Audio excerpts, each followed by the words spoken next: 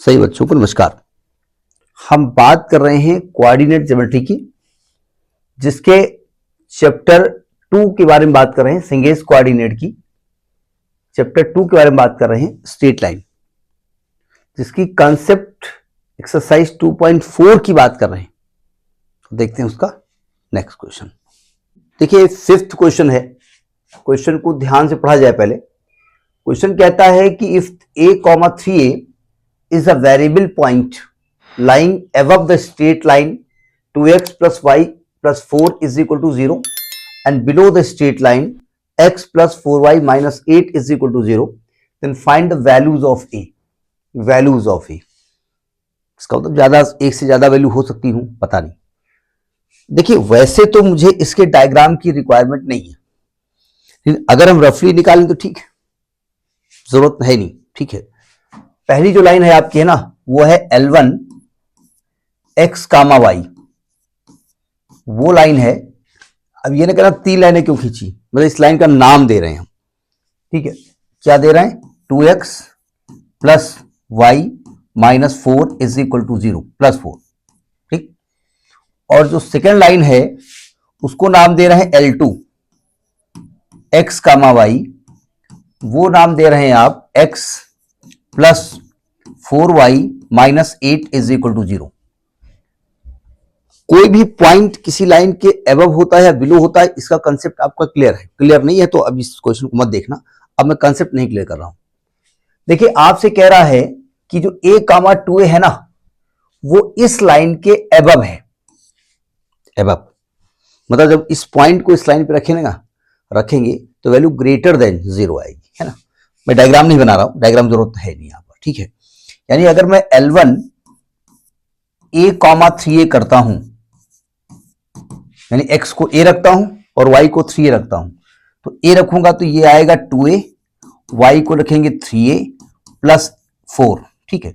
और ये कह रहा है कि एबव है, तो एबव का मतलब ये ग्रेटर देन 0 होगा। कॉन्सेप्ट क्लियर है आपका, है ना।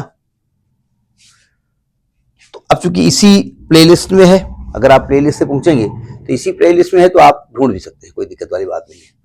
तो यानी कि ये आ जाएगा 5a plus 4 is greater than 0, यानी कि 5a is greater than minus 4, यानी a is greater than minus 4 upon 5। यानी कि जो a है ना, वो माइनस 4 अपॉन 5 से बड़ा होना चाहिए। कितना बड़ा होना चाहिए?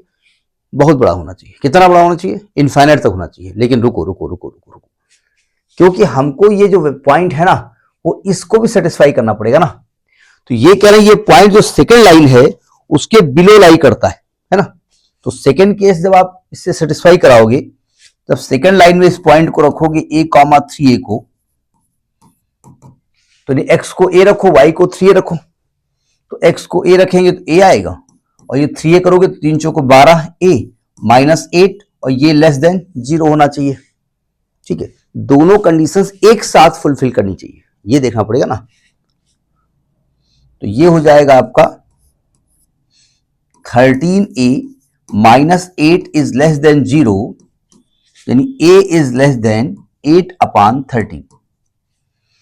क्या देखा आपने कि जो आपकी a की वैल्यू है वो -455 से बड़ी होनी चाहिए, इक्वल टू नहीं, ग्रेटर, और a 8/30 से छोटी होनी चाहिए।